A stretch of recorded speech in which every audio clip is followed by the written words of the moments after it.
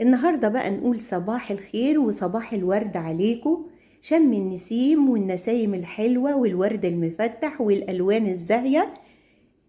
النهاردة لونا البيض الأصفر عملناه بقشر البصل، وبقية الألوان عملناها بألوان الطعام من عند العطار اللي هي مش مضرة خالص. هنعمل كمان علشان الفطار بقى فطاير بالجبنة خرافية. يلا بينا نشوف هنعملها ازاي. بسم الله الرحمن الرحيم. هنحط في العجان بتاعنا 2.5 كوب دقيق، ممكن تضاعفي الكمية زي ما انت عايزة. الدقيق متعدد الاستخدامات.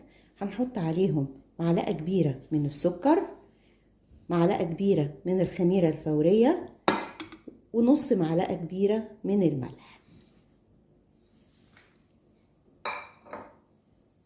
هنحط عليهم كمان بيضة عليها فانيليا، نص معلقة فانيليا صغيرة،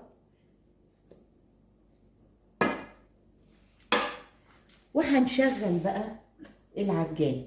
لو انتي ما عندكيش العجان هتعجني بايدك كويس جدا.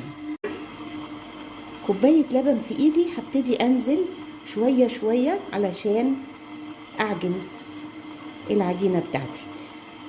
هنزل شوية بشوية عشان كل نوع دقيق بيحتاج قدر معين من السوائل، فعلشان العجينة ما تطرش مني قوي او ما تنشفش مني قوي، فانا هنزله شوية بشوية كده، وهشوف كده العجينة بتاعتي عاملة ازاي. اهم حاجة عندي في الفطاير دي ان العجن يبقى جامد جدا. تستخدمي ايديكي، تستخدمي العجان، كله هيديكي نتيجة حلوة ان شاء الله. بعد العجينة عندي ما بقت بالشكل اللي انتوا شايفينه ده، اتعجنت كويس جدا جدا، هحط لها بقى ربع كوباية من الزبدة،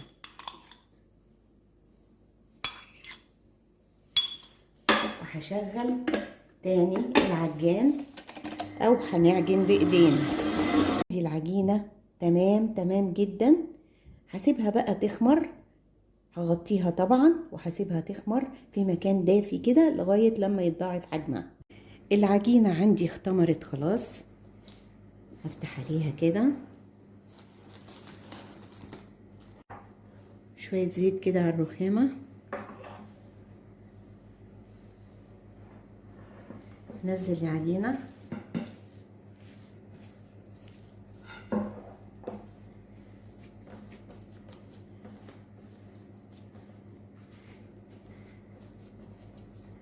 افتحها 4.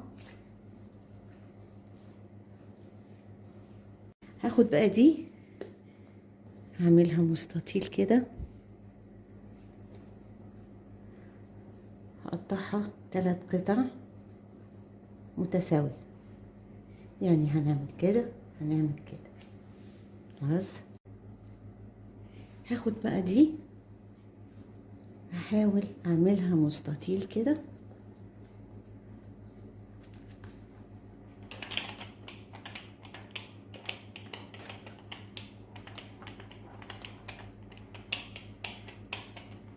على قد ما اقدر، يعني هفردها كده كويس اهي، وهحط فيها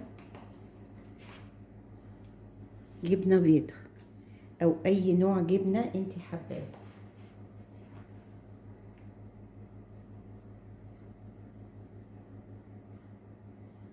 افرد كده،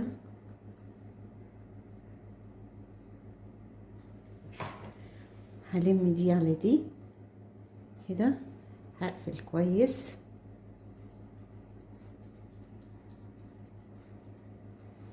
كده، هحاول اخليها رول كده اهي، وهلفها على بعضها كده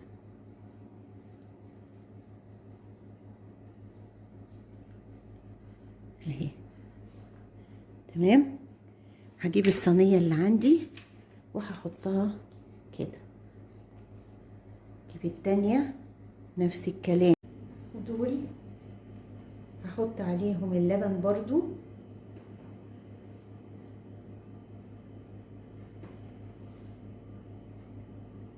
وشوية سمسم كده على الوش اهو.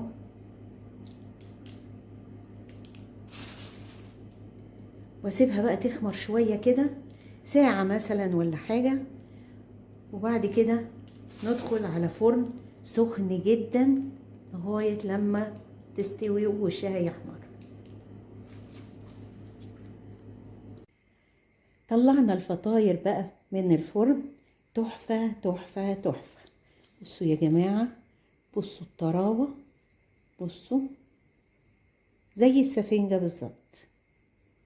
طعمها بقى في منتهى الجمال، لازم تجربوها ان شاء الله تعجبكم. وان عجبكم الفيديو ما تنسوش اللايك والشير والاشتراك في القناة عشان يجيلكم كل جديد. وكمان ما تنسوش الكومنتات اللي بستناها عشان اعرف رأيكم في الحاجات اللي انا بقدمها. ودي كانت طريقة عمل الفطاير بالجبنة لشم النسيم بأسهل طريقة مع مين؟